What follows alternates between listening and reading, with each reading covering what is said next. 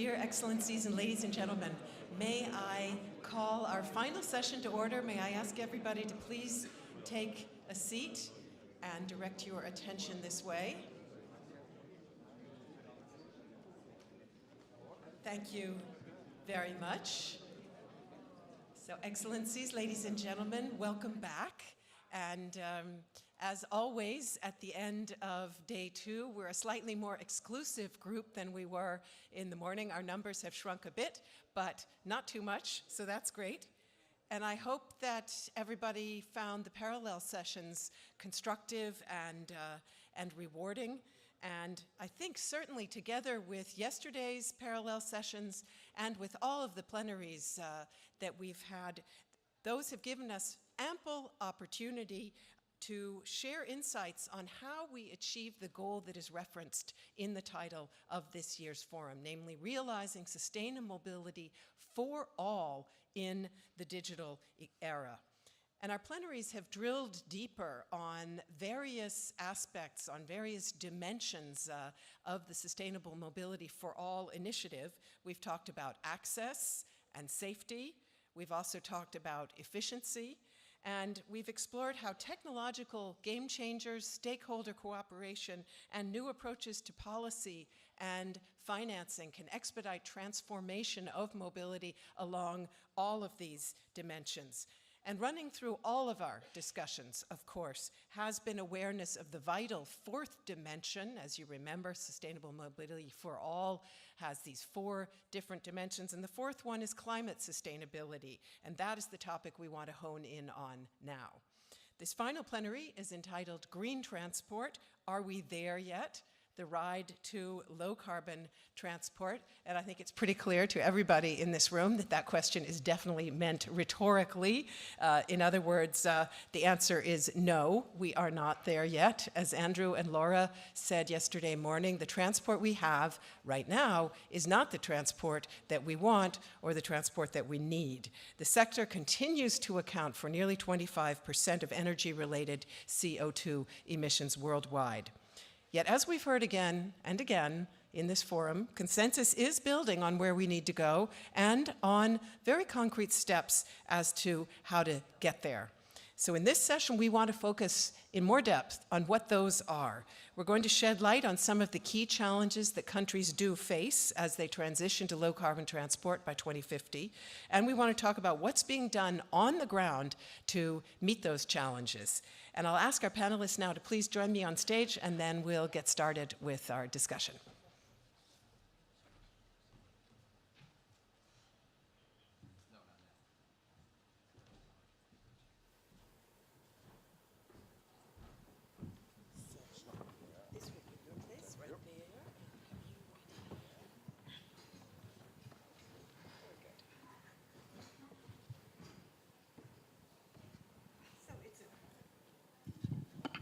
It is a very great pleasure to have with us Tania Müller-Garcia. She is Secretary of the Environment for Mexico City, and under her leadership, the city launched its Climate Action Program 2014 to 2020 with the goal of not only reducing CO2 emissions, but also building resilience among the vulnerable and including women.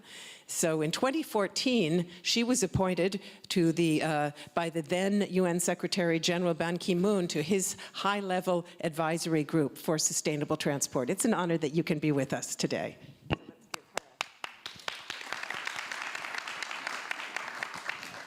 And seated next to her is Mr. Amadou Saidou Ba. He is president of the Dakar Executive Council of Urban Transport, CETUD, which is the organizing authority for public transport in the greater area of Dakar in Senegal. And he is an active member of the Sustainable Development Commission of the International Public Transport Association, UITP. He represented it at the COP22 in Marrakesh. Prior to his public service, he wore a private sector hat. He held a number of executive positions at ExxonMobil. So very warm welcome to you. Great that you can be with us. Seated next to him is Adam Leishman. He's CEO and co-founder of the Tower Transit Group, which seeks to apply innovative new technologies in public transport systems. It operates 400 buses for Transport for London, and it recently became the first non-Singaporean company to win a major urban bus contract with the Singapore government. So great to have you on board, Adam Leishman.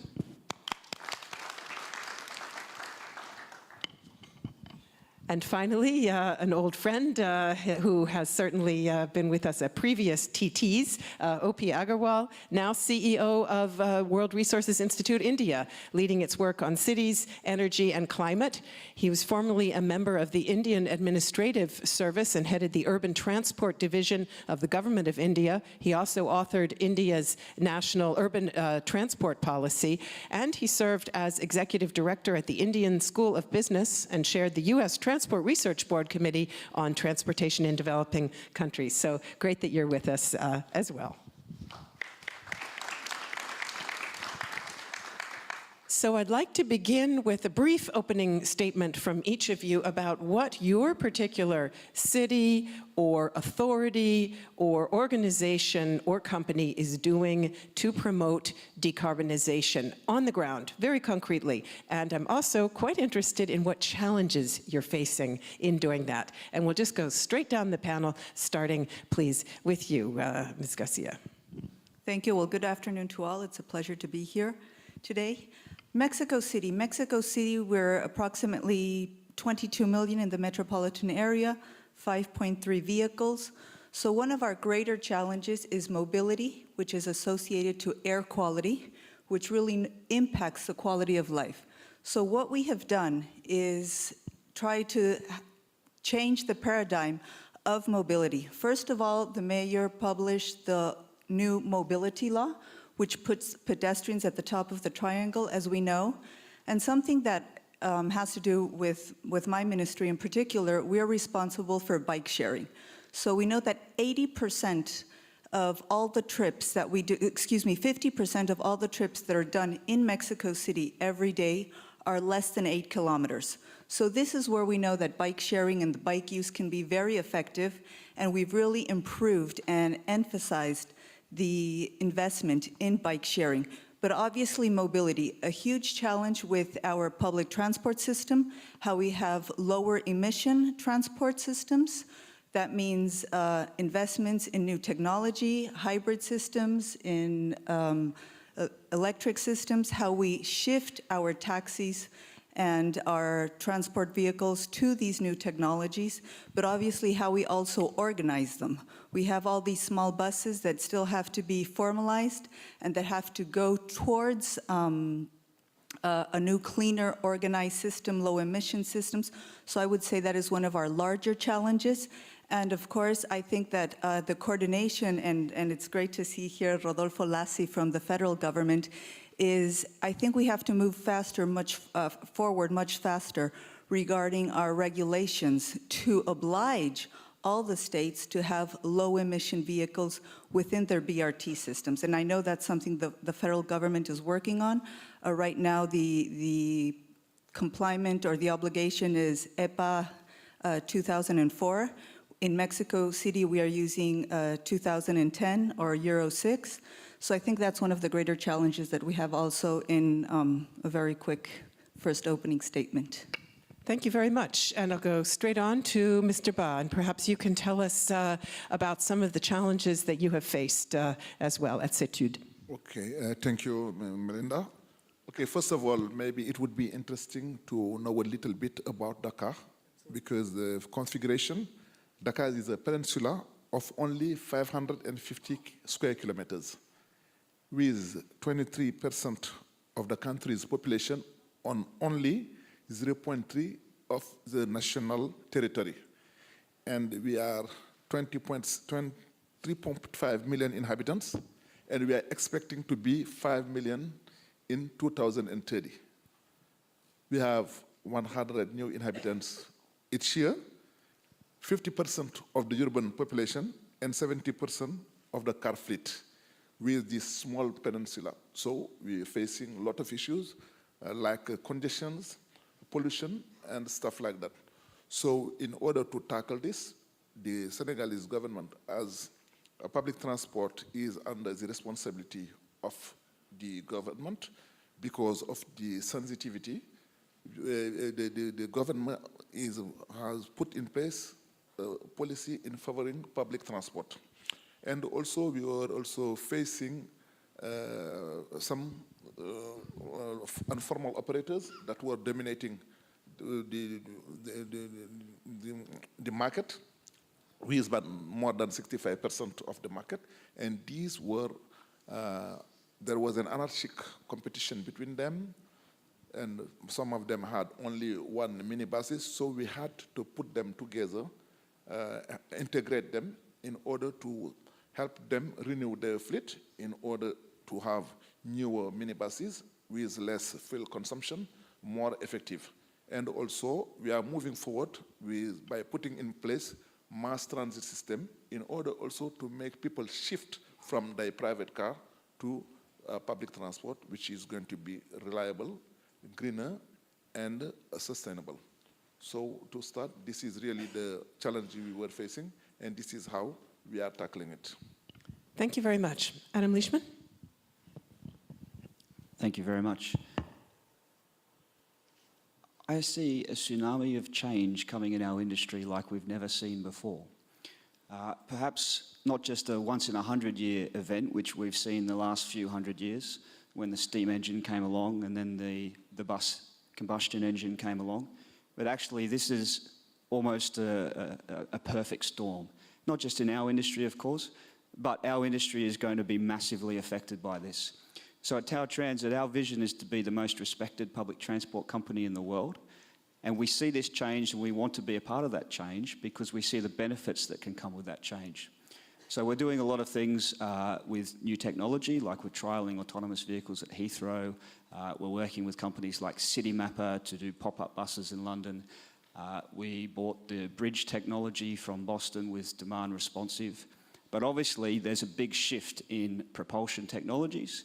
And so we're doing a lot of work with zero-emission buses. We've been running hydrogen fuel cell buses with Transport for London for the last 7 years. We've got electric buses on trial there. We've got hybrid buses. We do CNG. And what we see in this space is there's a lot of people perhaps pushing agendas because they're tied to one technology over another. But we're trying to have very much an objective view of how things work, what's good, what's not, and what the challenges are. And to be very frank, you asked about challenges. I think there are a lot of unanswered questions, a lot of problems that have not been solved yet. We talk theoretically about some very exciting initiatives, but on the ground I don't see a reality that corresponds to that. And so I think we need to start finding real solutions to some of these problems. And I'll give you some examples. In London, you have you're down to 2% reserves for electricity over winter, and we're talking about electrifying all the buses there. Great initiatives, but where's the power coming from? Are we going to build more coal-fired power stations? Are we going to go nuclear? Where does the power come from? The operators are being asked to become utility companies, which is a big challenge. We know how to run buses. We don't know how to supply electricity. But we need to be putting substations into our depots, which is a whole new skill set, and plenty of challenges linked to that. And at the end of the day, as private operators, and I must say, I feel very underrepresented in this conference, because I've only met one other operator here from Mexico City, who I understand is your best operator. But at the end of the day, sorry, is this working? Yeah. So at the end of the day, and my chairman was asked to give a speech once in Australia at a conference. What motivates the private sector? He got up, he put a PowerPoint up that had the dollar sign. He stood up at the podium, he said nothing, he then went and sat down. Because at the end of the day, the private sector is motivated by profit. Now, we cannot like that, but it's a true statement. So if it doesn't make financial sense for the operators around the world, and the vast majority of them are private operators, it's not going to work. So we need to solve that problem. And I think that's our biggest challenge. And I've got some comments on that, but I'll save them for later. Thanks very much. And Opi Agarwal. Thanks, Melinda. Let me start with a little bit of the setting. It's a country of 1.2 billion people. 3 cities with about 20 million people each. 7 cities with more than 5 million people each. 53 with more than 1 million people each. 103 with more than 500,000 people each. That's the setting. What's the challenge we face? Very, very rapid motorization. Between 1981 and 2011, roughly this 30 years, 2011 was our last census, the population went up by about 77 to 80%. The number of motor vehicles went up by 2,500%. So that's been the rapid growth that we've seen in motorization. There was an effort sometime in 2006 to focus on what we called then, don't just build roads, focus on public transport. So you had a national urban transport policy which said, invest in public transport, not in roads. Well, it had an effect, but most people wanted metro rail systems. They thought metro rail systems will solve problems. And over these years, last 10 or 12 years, a lot of new metro rail systems have come up in the country. They cost a lot of money, but have not been carrying the kind of numbers that people thought they were carrying, and have certainly not solved any of the congestion problems. So a more recent development is, well, metro rail by itself is not going to help you. You need to do a lot of things around the metro rail system. You know, feeder buses, densification, a whole lot of other ancillaries that need to be done to make metro rails useful. So a couple of months ago, the government came up with a new policy, which for whatever reason they call it the metro rail policy. But the idea is not one of promoting metro rail, but making metro rail more effective. So this is what is sort of happening right now on one dimension. On the other dimension has been a very strong push towards electric mobility, primarily driven by very rapidly declining prices of renewable energy and rapidly declining prices of batteries. These two have really triggered an acceleration in electric mobility. Let me leave it at that for now. Thanks very much. And I think I will come back to electromobility a little bit later, but pick up on some of the different issues that all of you have put out there, and maybe starting also with the question of user preferences, user behavior. And one thing that interested me in reading up again on Mexico City was the fact that during your tenure, a law has been passed that established a right to mobility. What impact has that had? What changed because of that, Secretary Garcia, if anything? I think one of the most important facts, or what it changed, is the public policy and how we're designing our city, our streets. Obviously, it's a huge challenge. Mexico City has a problem of sprawling. So we do have the sprawl. And it's very important how you really put that new law on ground. No, I would say, for example, it has impacted the way we're designing our city, and I think that's something very important because it has to do with road safety. It has to do with the prioritizing pedestrian issues, cycling issues, and how you really, when you put in a transport system, how pedestrians are going to use that space, how cyclists are going to use that space. And if we think that our population is getting older, that is something also very important for accessibility in the future, and to have a more equitativo, equitable, space. And so I think that's very important. Thank you. And so I think that's had a very important impact in that aspect. Can you give us specific examples of how users have made use of this right? Does it establish an ability to, let's say, hold policymakers accountable or otherwise prosecute the right? Of course, and something that is very interesting within Mexico is, for example, you have the mayor, but you have 16 boroughs, which are elected independently. So they can use their budget in a very independent manner. But with this law, it has obliged them, when they do certain infrastructure, that they do have to take into account this new law and do this infrastructure according to this mobility law, prioritizing what I have just mentioned. So I think that is something that is very important in terms of the law. Something that Secretary Garcia just mentioned takes us back to a theme that was quite strongly emphasized in the first plenaries yesterday. I don't know if you were here and heard some of that, but a discussion of compactness and how important it is to have urban planners and land use planners involved. So let me jump back to O.P. Agarwal, who mentioned that challenge, sprawl. And my question to you would be, and perhaps Secretary Garcia wants to weigh in on that as well, how you handle redesigning urban space in cities with long-established sprawling patterns and the challenges of trying to densify them and turn them more compact. I think that's been the big challenge. I mean, we've not linked land use planning with transportation planning. In many countries around the world, these two are dealt with in two different agencies altogether. Very often they don't talk to each other. Often they are dealt with at two different levels of government. Land use is at a much more local level, but transportation tends to be at a slightly higher level within the system. That's been a very, very big challenge. And the importance of that is, I feel the only countries that have cracked the problems of congestion are the ones who brought land use into the picture. We've got land use, sorry. Who brought land use into the picture. You know, if you are looking at the transportation problems purely from a transportation perspective, I don't think you can resolve the problem.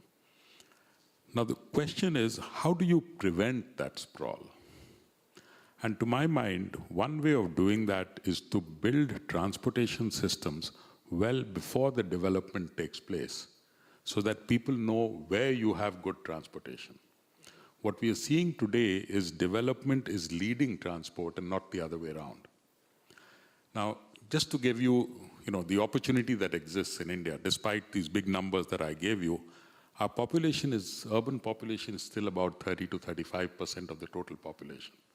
So this share is going to go up. I mean, what we envisage is if you have about 350 million people living in cities today, another 350 million are going to move into the cities in the next 25 to 30 years. And people tell me, how do you change the cities that have already, established land use?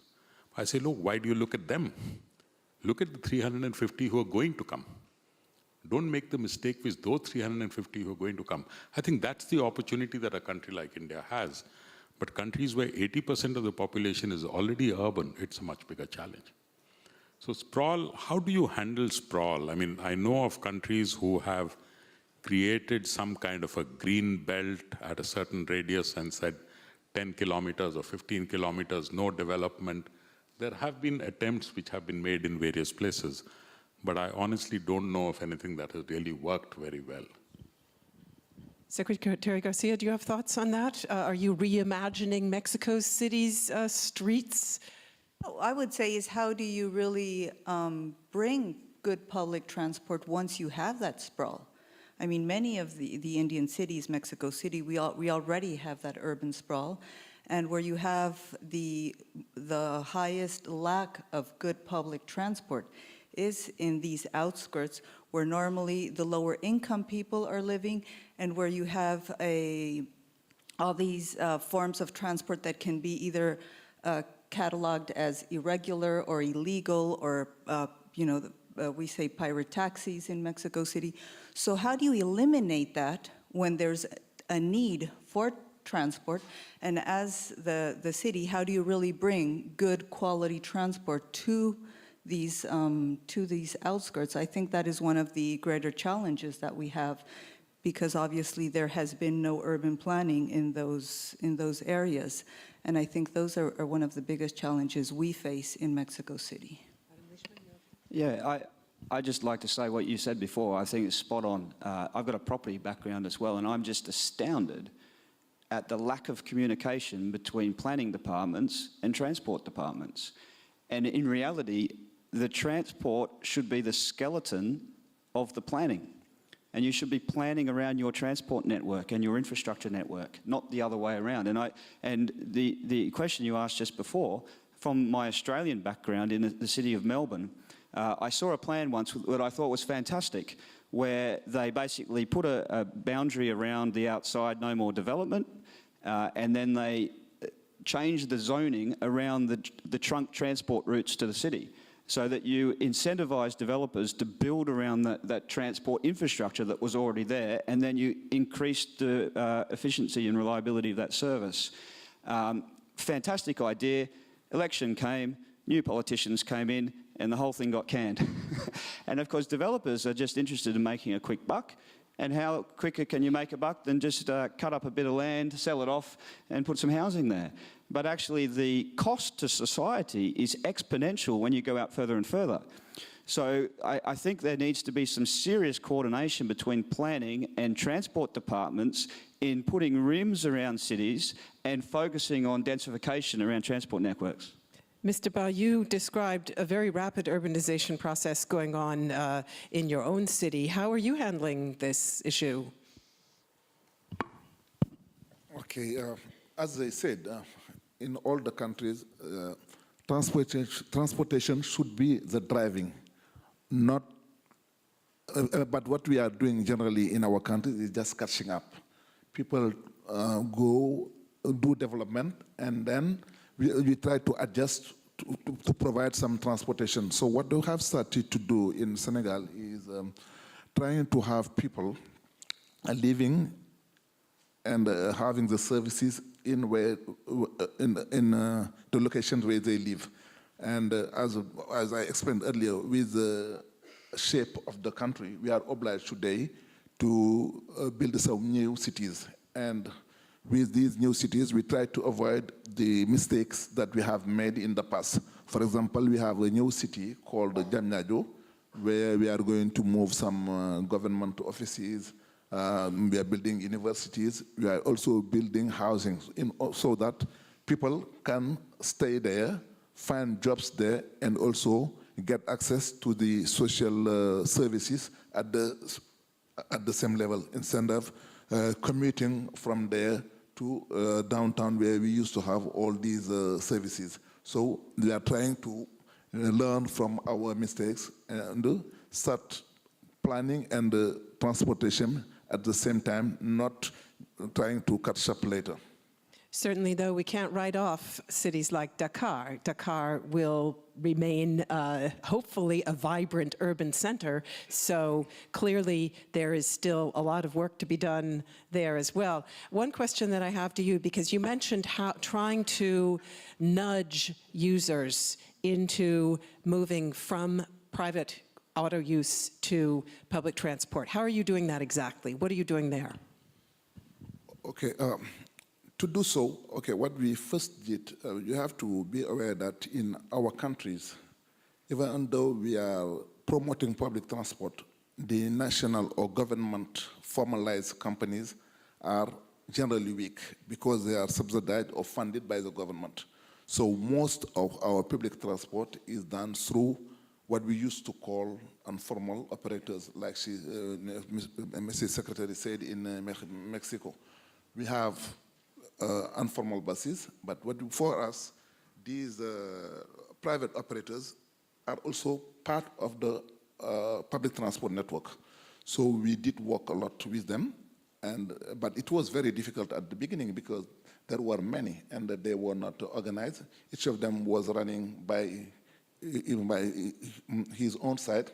So we put them together because we had like 1,000 operators, and we were able to organize them in 14 cooperatives, So with the help of the World Bank, we were able to fund them in order for them to renew their fleet that was really old, in average 28 years, and also with a competition and with non-formal roads.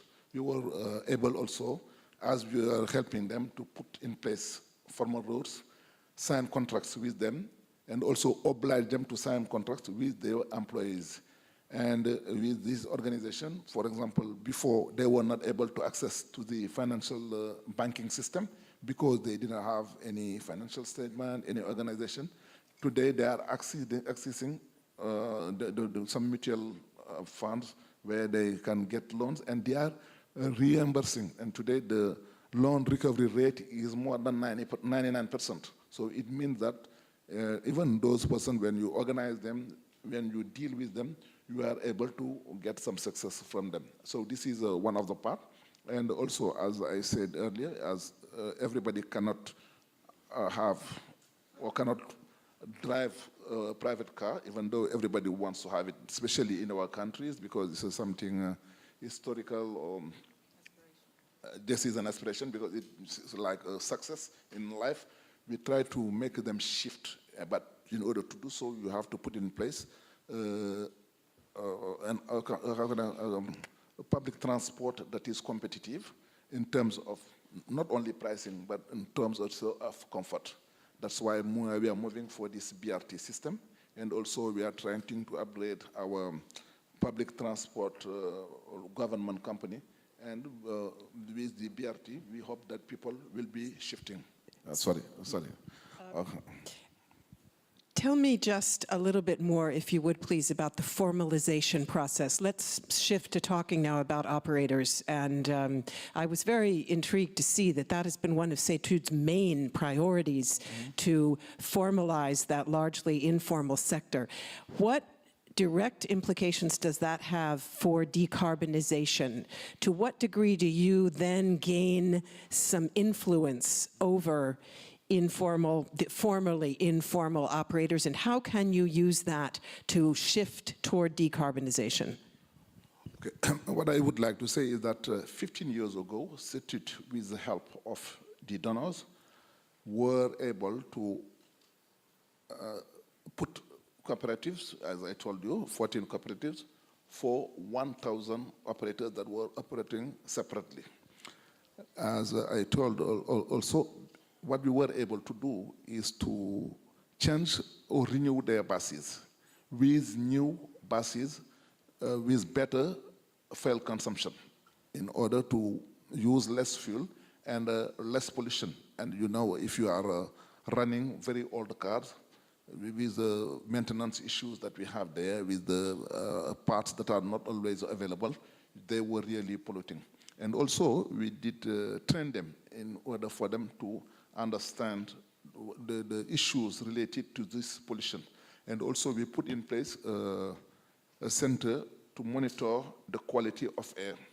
And also, we obliged the vehicles generally and the buses to go for a technical inspection. And this technical inspection is done automatically with a private company that I do not want to name here, but with that we were able to improve the quality of the buses and especially the cars in order to decrease the pollution. And with these operators that we did train, did help, today we have some kind of confidence and trust with them. And they are also willing to be part of the BRT project, because you have to be aware that even if you have a BRT system, you need to have feeders, because the last mile is important, but also the BRT line is just one line. And people have to use these feeders to get to the BRT lines. And today we are organizing the same operators for them to become the BRT feeders. So they see themselves part of the system, even though they are losing today some routes that they used to operate, they are happy with the system as they are being lifted up, and they see themselves having better revenues and better future with this project. So essentially, you have systematized a sector that was very disparate and ad hoc. Now I'd like to come back to Secretary Garcia and also to Opie and ask you about initiatives being undertaken both in Mexico City and in India to mandate networking amongst operators, to essentially consolidate operators. And can you tell us something about what that is aiming at, how successful it's been, and how that impacts decarbonization? Yes, well, I mean, obviously, Mexico City has come a long way in formalizing and improving our public transport. I would say that we still have some challenges culturally, and that networking obviously is very important in two aspects. When you want to formalize and have an integrated transport system, you need for these minibuses, once they're formalized, they have to have an investment in new buses and low-emission buses for the decarbonization. But a very important aspect is that they will no longer have the cash, the money. And I think that is something very important. They do not want to leave or to stop having their daily income or how they feel is a daily income. So I think that is one of the greater challenges within an integrated transport system, because obviously once you formalize, you have a transport card, and then everything is, these systems.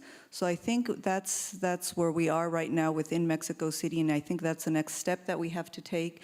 And obviously how we integrate that and how you culturally make that change is something that is very important, because as it was mentioned, profit is the incentive of the private sector, and there seems to be that resistance in some way that their profit will be impacted, no? So I think that's something that is very important right now within the formalization and the networking and the mandate that the mayor has placed, where all the old buses will not be able to renew themselves if they are not in a formalized system. But obviously how you get to that formalized system, to that integrated transport system, is what we are analyzing right now. Thank you very much. And Opie, as I understand it, one of the objectives in India had to do with the fact that there was a very, very powerful lobby of bus and transport operators who were essentially not eager to work together to establish efficient multimodality, with all of the implications that does have, of course, for greener transport. So has this effort to perhaps break that lobby been successful? Well, I think India has not faced too much of an informal transport operator problem. Most of the big cities in India have either had large, monolithic, state-owned public bus operators, or they've had a large number of informal small vehicle operators. I don't mean small buses so much, but it's more the tempos and the jitney kind of stuff. In fact, not so much of that. It's primarily been large state-owned bus operators. The problem there has been much more of intermodal integration.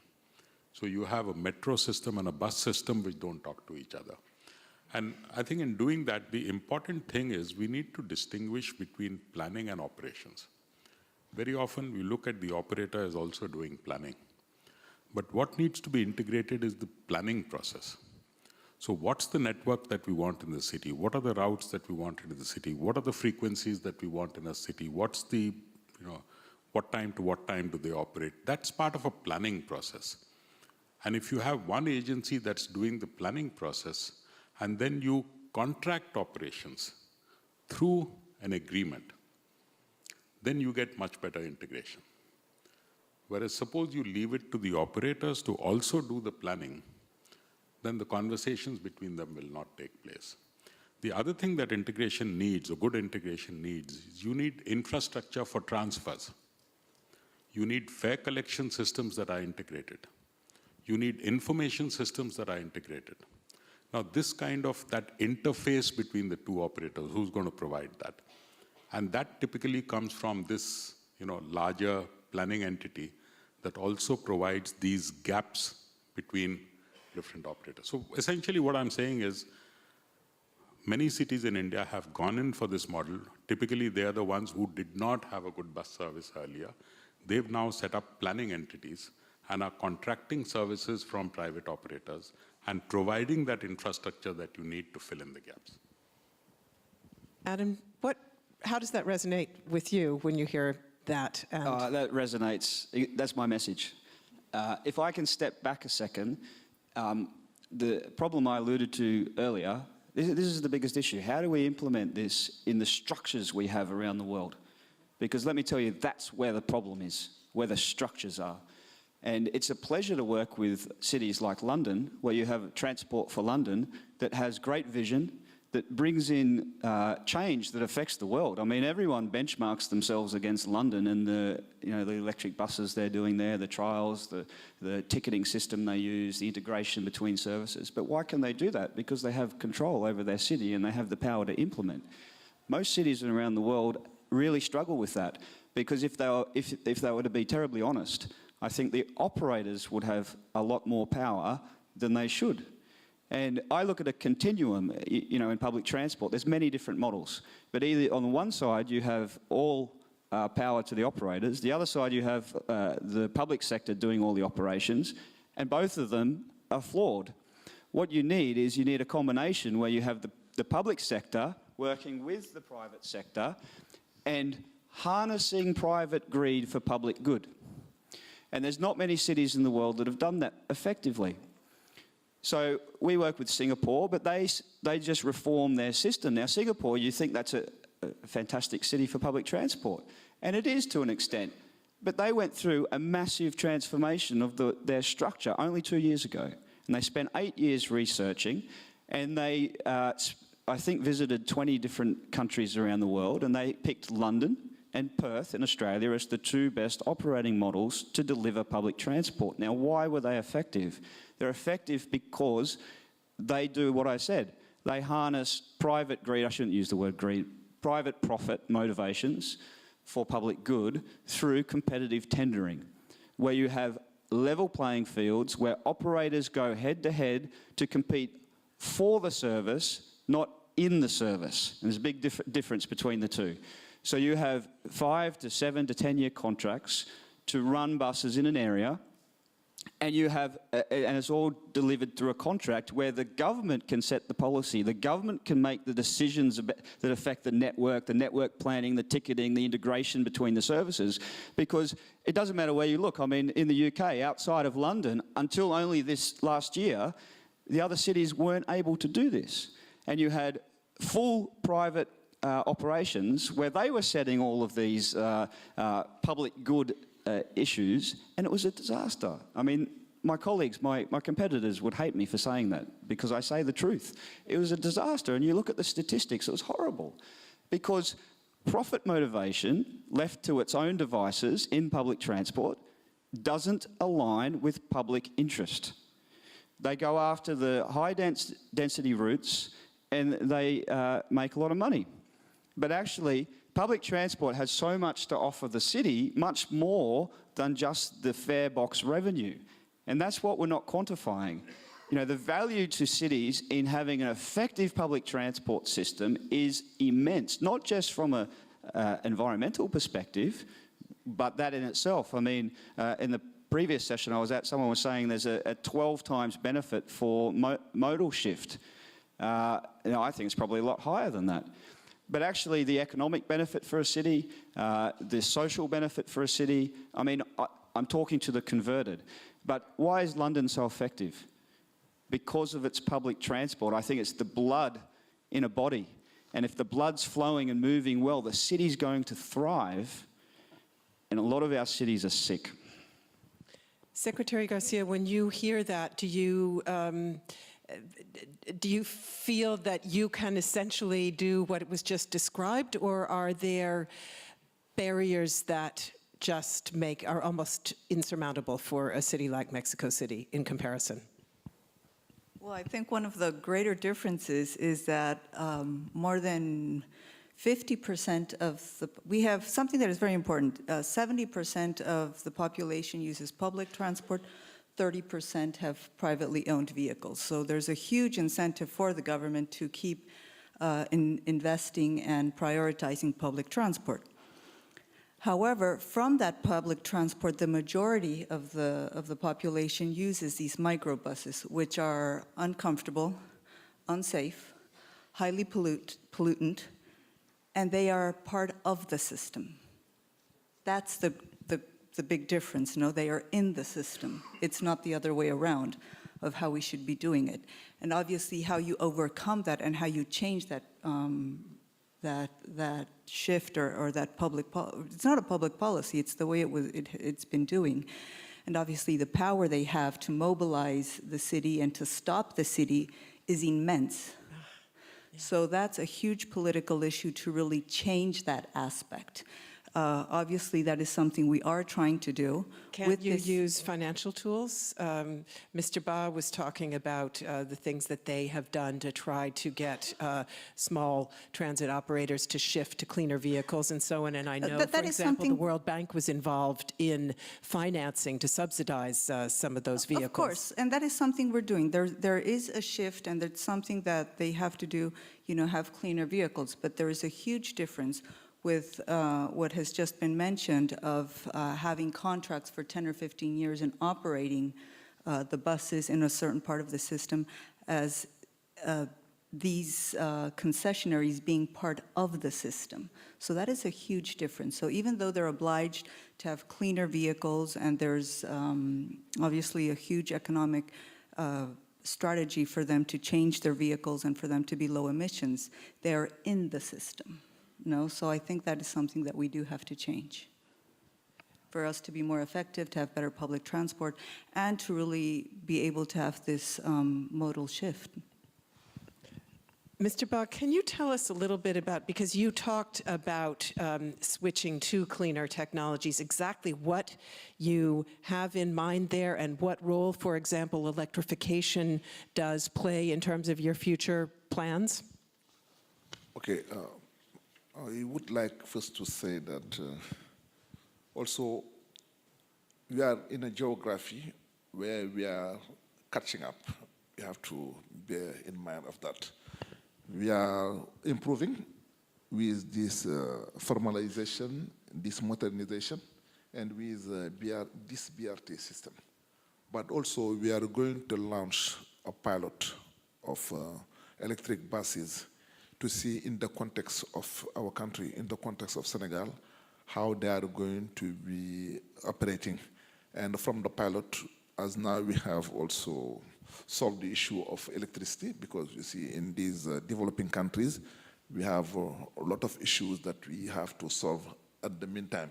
Today we have solved the issue of the production and the distribution of electricity. So we are going to go through a pilot with some manufacturers, with some donors, in order to at least have a pilot to see how the populations, how the operators are going to react regarding this pilot. And from there, with also the development of the BRT and also of another mass transport system, which we call the express regional train, that is going to link Dakar to the new airport on 45 kilometers. All this is going to be put together in order to reduce the greenhouse gas emission. And what I have to say is that this train is going to be bi-mode, either diesel and electrical one. And we are going to push so that the electrical one will be more used than the diesel fuel. Adam Leishman pointed out in his opening remarks that electrification is only as green as the power that drives the particular vehicle. So how green is your power sector? Sorry? How green is your power sector? How green is that power that those buses would be? Now, this is a debate, as you said, because as we are using fossil fuels, we cannot say, we can say it's not that clean, I would say, but also Senegal has discovered a lot of fuel and gas, and we are going to shift. We are actually shifting in generating power through gas, and also with the sun we have in Senegal, we are doing what we call the energetic mix. Now, at least to 20 to 25% of power production is done through solar or wind. So we are also working on this field, and with that, our power is going to be greener. Opi Agarwal, Adam talked about the need for coordination between energy planning and transport planning, and it's another aspect of what we were discussing with land use. We say it at every conference we all attend, get out of the silos and get the sectors working together. But have you seen effective efforts to do that, either in India or elsewhere? Well, let me tell you about India. I mean, as I mentioned in the beginning, there was a very strong emphasis today towards electrification of transport. And that's really coming about for 2 or 3 reasons. One, with falling renewable prices, what the country is trying to do is try to get to a level of 40% renewable in the entire energy mix. So very ambitious plans to go for solar and wind energy. The other is, after many, many years, we are today seeing a surplus in power. Not just in off-peak power, but we're also seeing a surplus in peak power. So electric utilities are looking for a market for this power. So that's another thing that's driving electric mobility. The third thing that's driving it is falling battery prices. So electric vehicles are becoming cheaper and cheaper, getting closer to the cost of the IC engine vehicles. So these are the things that are really driving the move towards electric mobility. Whether any planning or coordinated planning is happening between the energy sector and the transport sector, I would say no. But that kind of a planning is really not needed. What's driving the transport sector towards electrification is the fact that the power sector has surplus power today. So as electrification goes up, and as the need for more in power sort of starts matching demand and supply, some kind of talking to each other and coordination may happen. But today, I don't think that's needed in the Indian situation. Adam, what do you think it will take to move forward on really green electrification, not simply electrification for its own sake, but electrification that is truly green? What do you think are the main game changers, the main drivers for that? And what would you say to the policymakers or the transport planners for that matter? Okay, the reason I'm sitting here is because of a gentleman that works for me now who was sitting here last year in my seat, who was working for HSBC as a financier in a specialised bus financing team for a global bank. Since that division has been disbanded and there's no other global banks with a specialised bus financing team, because bus financing, unfortunately, is not very sexy. And that's part of our problem. And so I've talked a lot about the problems, but I think their solutions lie in the money and the structure. So if we can find a way to change the structures, and that's what I've been spending a lot of time doing the last few years, talking with governments about restructuring the way they deliver public transport. And actually what you were saying before, separating ownership and planning and operations and financing. So we've been working with a number of cities about running tenders where you set up a fund to basically fund public transport assets, buses and depots, which achieves many things. One, you're getting government risk or fare box risk financing at much lower costs. Two, you're able to go to manufacturers with much larger orders, sustainable staged orders, and drive really good value purchases of buses.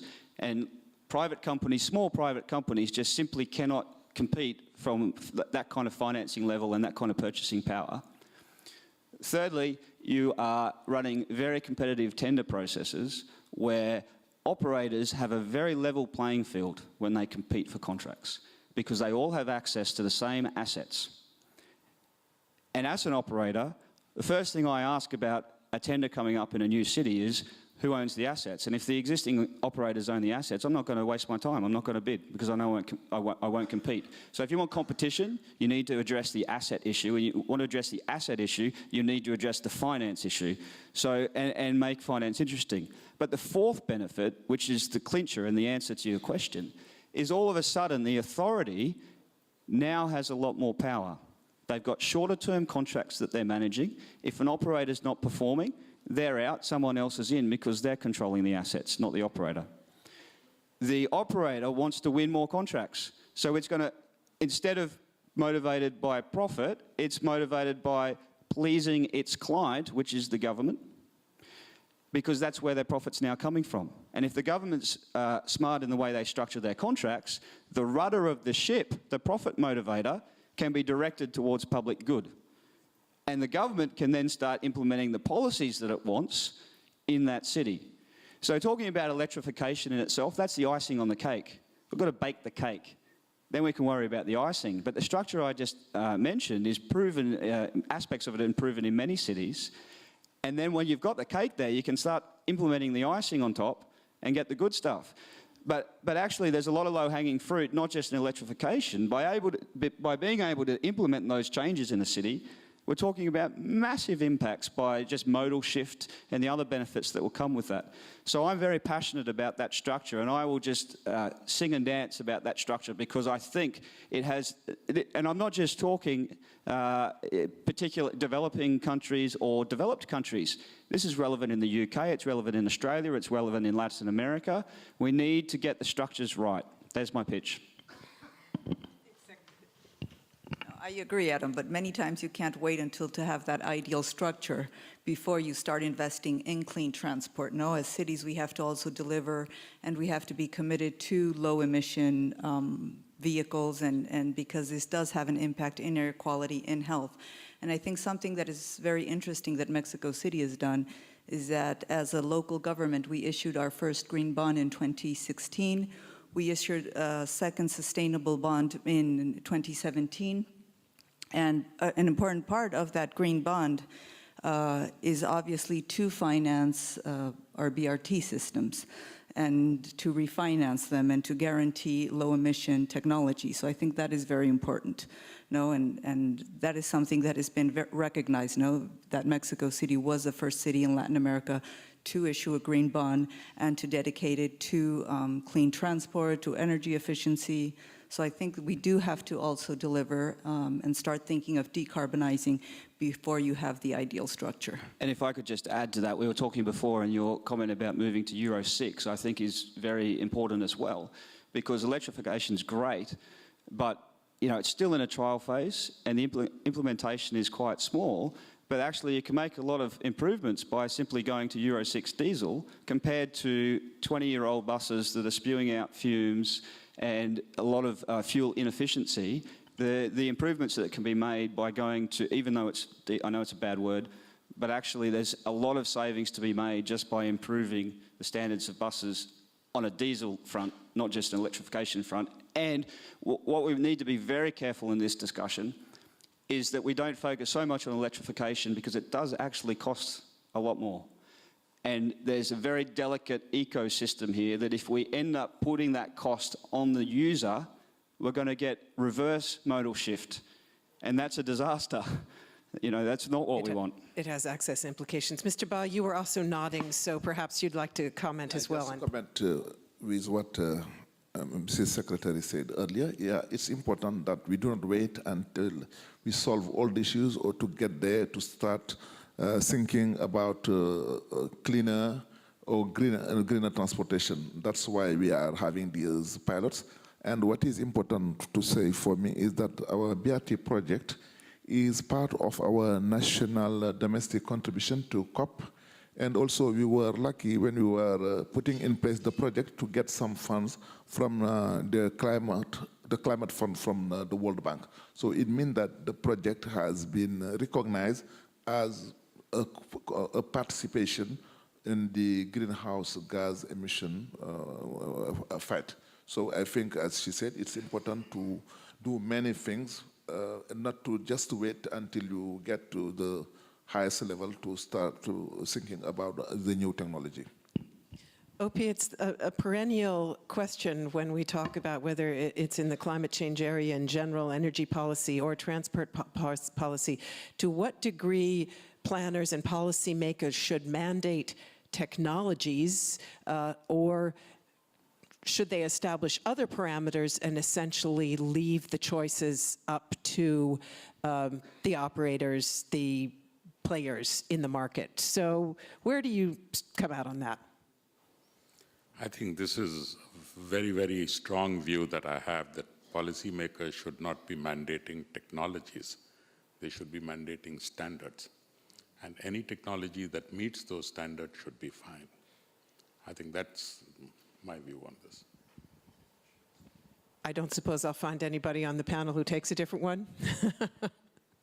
Adam, you're... My jury's still out. I'm not.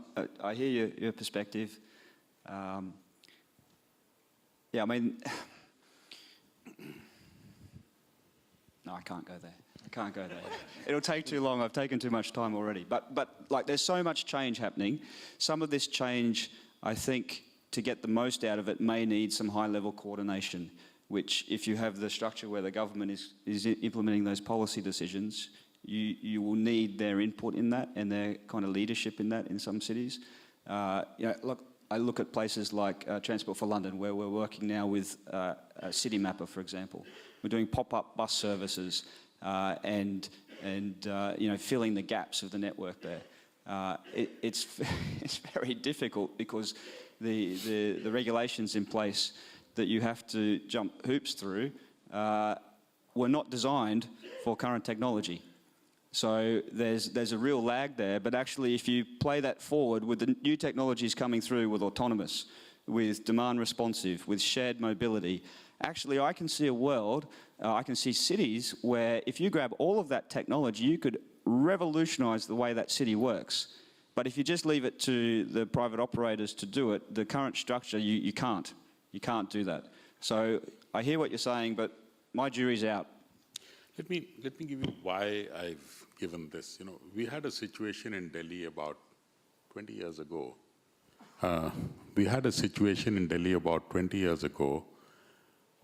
Where the direction was moved to CNG.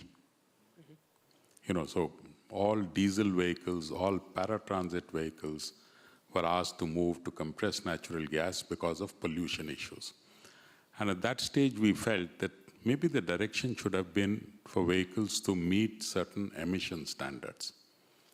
If that had happened, my feeling is zero-emission vehicles got slowed down because a certain standard was expected, and it was directed through compressed natural gas, leaving everything else out.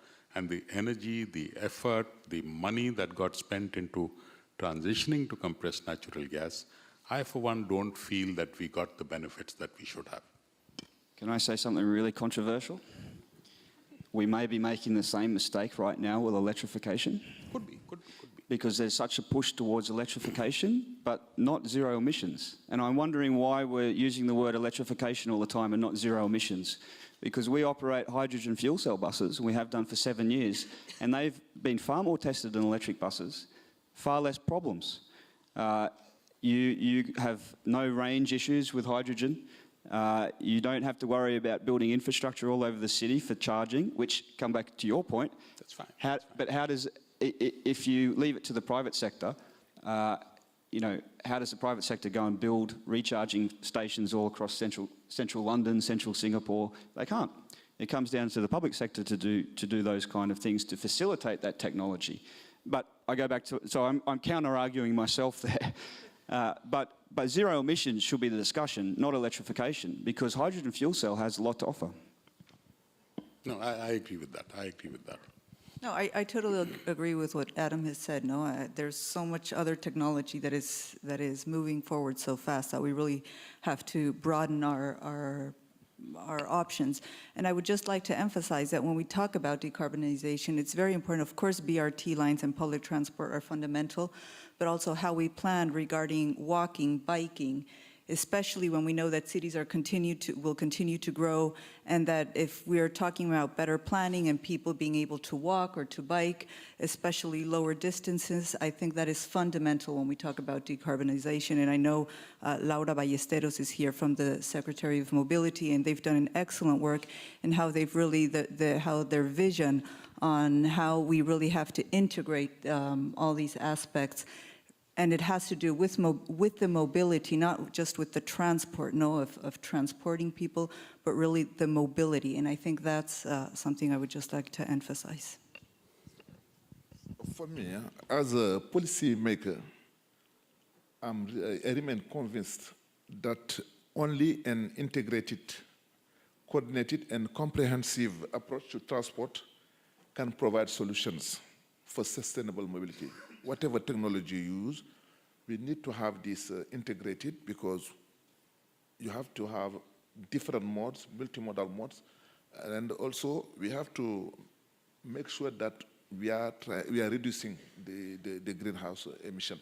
Should it be with the transport, with power generation, you name it. And also in our countries, we need to improve the living conditions of our people, because these people, they have somebody was saying during the previous session, some people tend to spend 3 to 4 hours to go to their jobs. It brings the problems of safety, problems of security, especially for the female, for the elders and stuff like that. We are going to be working on these solutions to have this sustainable mobility, but technology, it's only cannot solve the issue. We think that we have also to have real political actions that is very critical.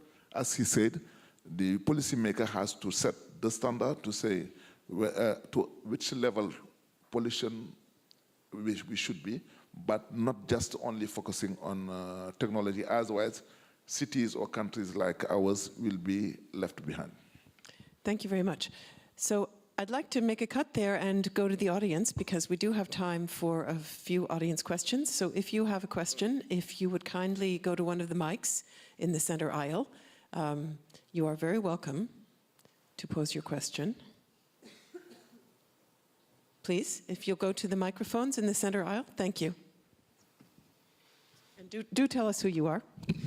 Paul Kishimoto from MIT. So in one of the breakout sessions earlier, there was mostly agreement on the panel that if one looked at electric buses from a total cost of ownership perspective, they were already superior to even Euro 6 diesels. I was just wondering, is that a perspective that actually resonates with a private operator? And would your okay, you're shaking your head no. Why not? And is that something? Isn't the total cost of ownership one of these right metrics, a technology neutral metric that policymakers should be focusing on in contracting?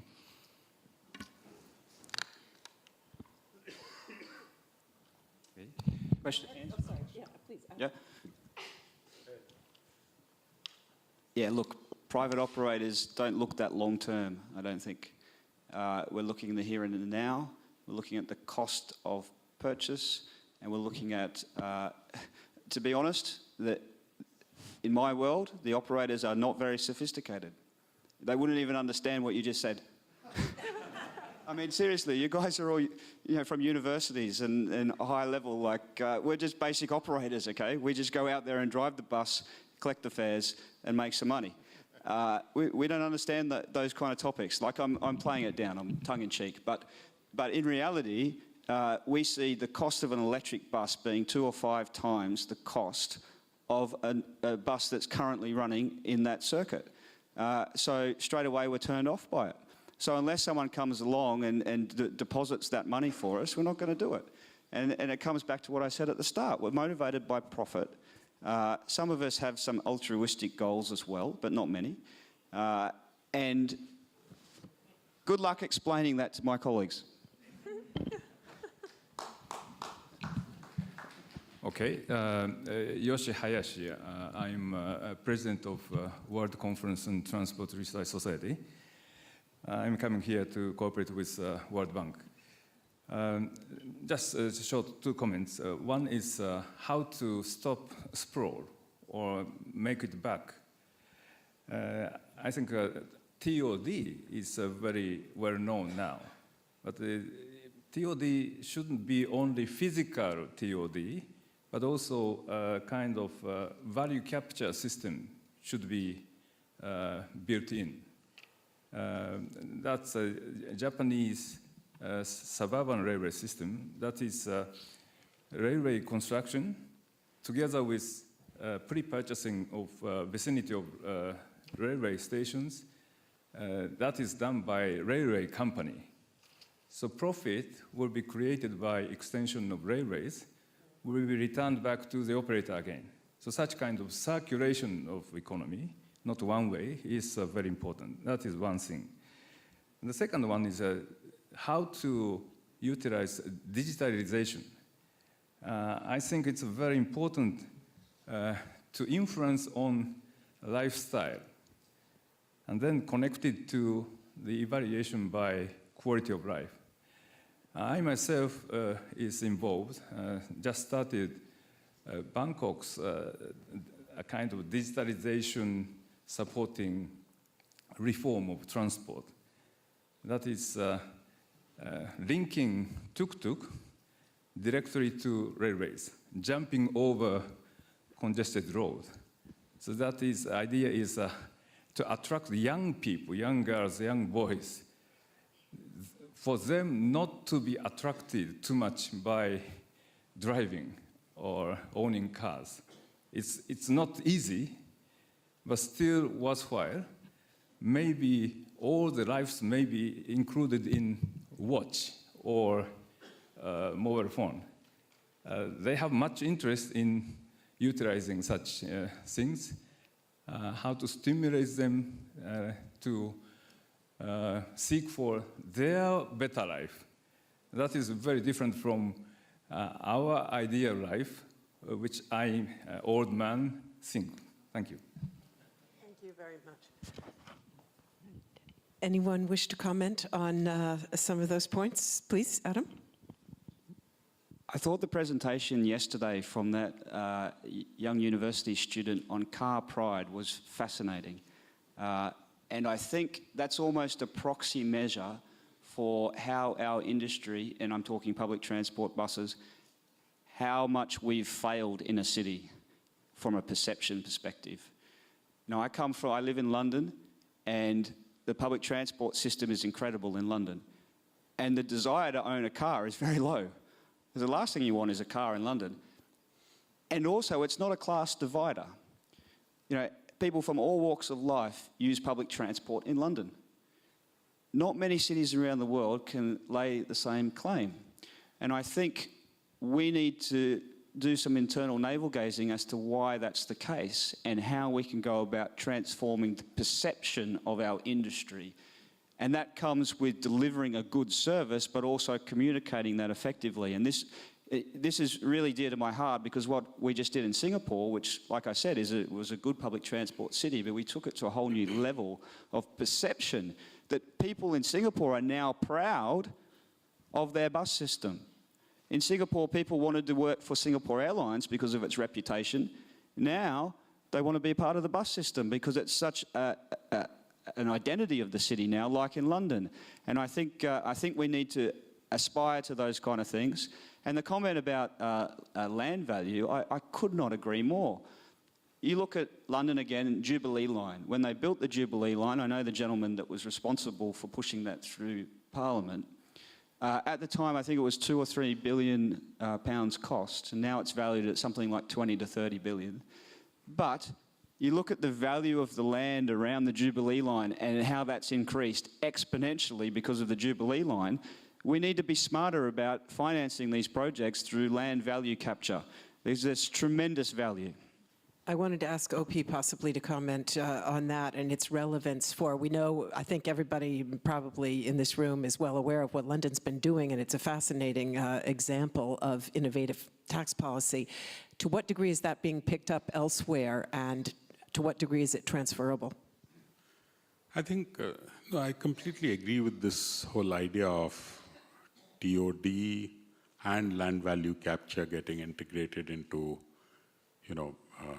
as a way of avoiding sprawl. I think the challenge we face on the ground is not so much about understanding the what.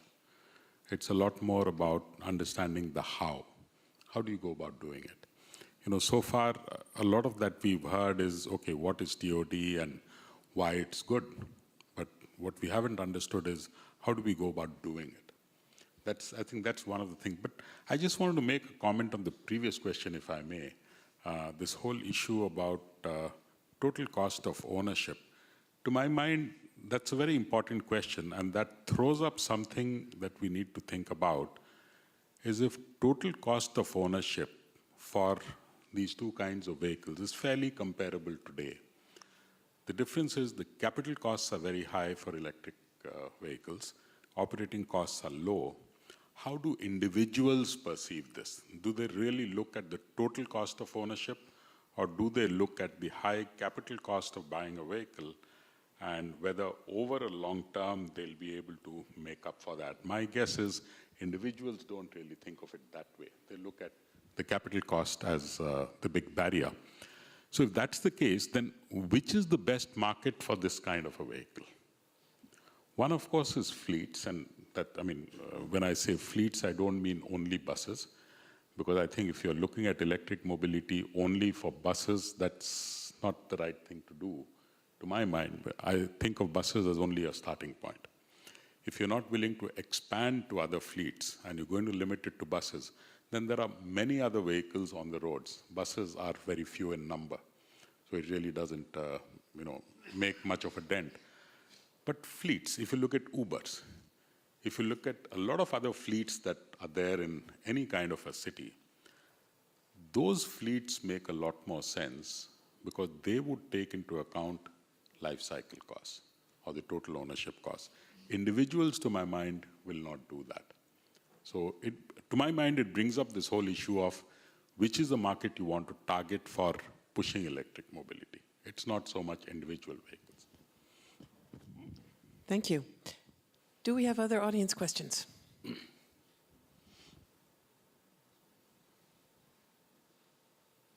Please. Hi, I'm Jeremy Halpern from UC Berkeley. And I was wondering, you guys brought up several times the need to integrate transportation and land use planning.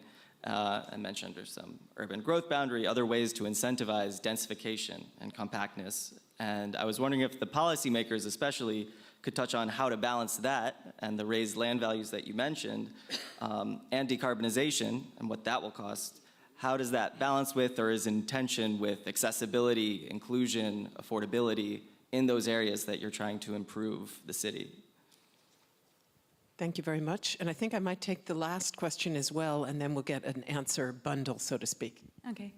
Ranadeep, Renewable Energy Policy Network for the 21st Century. Here's the question. We're talking about decarbonization. Full decarbonization of transport can only be reached if we also integrate renewable energy. What does the transport sector need from energy players so that we reach integrated infrastructure planning, integrated policies and regulation? Because there seems to be a mismatch or something missing between linking the energy and the transport sector. Thank you. Thank you very much. And I'll go down the panel and let each of you speak to whatever aspects you would care to in what amounts to a final comment. So starting with perhaps Secretary Garcia. Thank you. So obviously it's a huge challenge to integrate the land use, the transport demands, because you have to obviously deliver on transport demands, but also on compactness, on everything that was mentioned. And I think that is something we're definitely working on in Mexico City with how we integrate land use and the profit and the increase of certain land use values that we'll have with certain investments, and how you integrate intermodal transportation and how you formalize transport, how you improve transport, but how you combine that also with services, for example, housing. So there's a huge challenge that we have with the policymakers, but I think that the most important part is to have the political will to do these changes within a city. If you have the political will to change the public policies, to to take into account all the interests, it is possible to do these changes. And I think that is something that we are doing in Mexico City, that in that sense the mayor has had the political will to do very controversial changes within land use, with public transport, but that they are necessary for the medium and long term, especially when you know that you have to deliver on quality of life, because that's the objective, no, at the end, quality of life with better housing, better transport, better mobility, and obviously all the environmental issues that are linked around that. May I just ask you, what catalyzed that political will on the part of the mayor? Is that something he brought to the office with him, or was there some other catalyst that... No, I think that is something he brought to the office with him. So that obviously was very important, and what we've been able to do in the last 5 years. Okay, for me, I think that in our countries, even though we are working on these theories, but as my colleague said earlier, we really need to work a lot about the land use, land value capture issue. Everybody talks about it, but we really do not know how to take advantage of it. We know that by putting some transit or transport lines in a new city, new area, new development, there is a value, an increase of the value of the land. But today in our countries, neither the city or the government is not really capturing it, is not working on it. Maybe the only thing that is going to happen is that you are going to see an increase of the value of the land there, and the people or the developers will get advantage of it, and maybe the government also will get higher taxes, but there is not really a real understanding of this land value capture. Sorry? Yeah, no, I just wanted to ask one brief follow-up on that, and whether the fact that it's not being done in practice has to do with a lack of understanding, or with implementation, institutional capacity, or with political economy, meaning lobbies? No, not really lobbies. I think that the officials of the Minister of Finance should start working on that with the other stakeholders in order to really address it. Today, they know that if you start one development with the infrastructure coming, people tend to sell the land higher, or the land become more expensive. At the end of the day, the government is seeing itself getting more taxes in the transactions between the buyers and the developer. But at a certain point, it is important also to understand really the impact of the public transport, the impact of all these developments that people are putting in place, in order also for the public transport to get its piece from the land value obtained. Because today in many African countries, the operating or the organizing authorities has difficulties to being financed. They get only subsidies from the government or from the international donors, but it would be interesting at a certain point for them to be independent and to take a profit on the developments or on the projects that they do put in place, so that they become not only dependent of the money provided by the government. Thank you. Adam. Someone said to me last night, it's like pushing a square wheel up a hill sometimes. And I think that's a very vivid image of what it feels like in our industry to bring this decarbonisation through.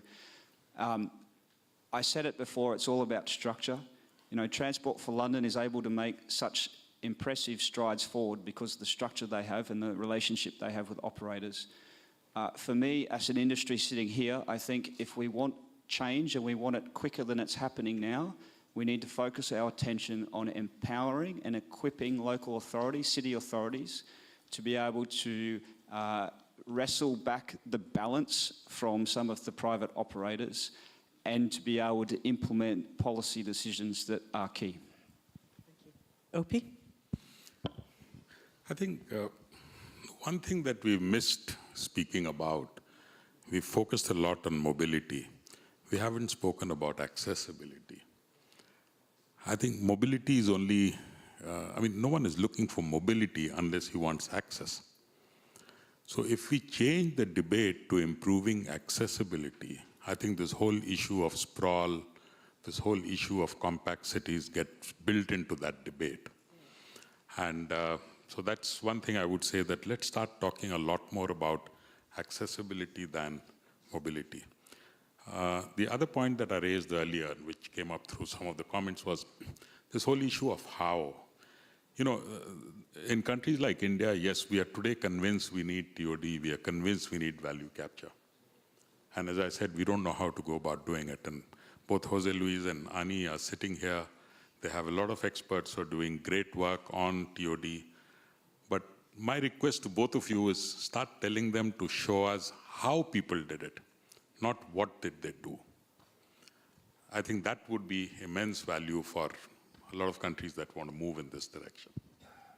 Thank you very much. So they are sitting here because, in fact, they're going to come to the stage shortly, but not before I said a very, very warm thank you to all of our panelists for this very interesting exchange. So let's give them a warm round of applause.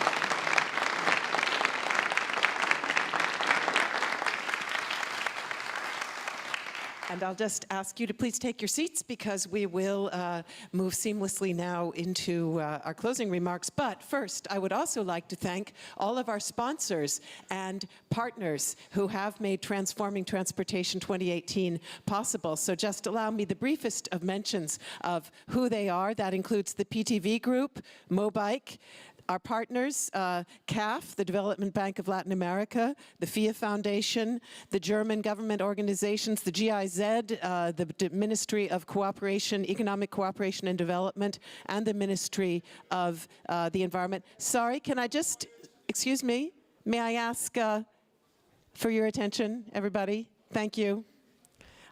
Just continuing with our thanks to our sponsors and our partners, IDB, the Inter-American Development Bank, the Institute for Transportation and Development Policy, SLOCAT, and the Sustainable Mobility for All initiative, which we have mentioned so often in our discussions.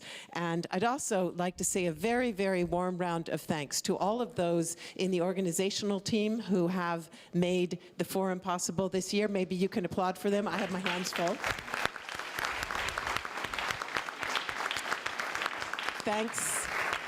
Thanks as well to the technicians and to the translators and all of those who work so hard behind the scenes, including, again, those who have done the organizing work. And to you, ladies and gentlemen, for your attention and your contributions and staying with us during very long, intensive days. So warmest thanks to all of you.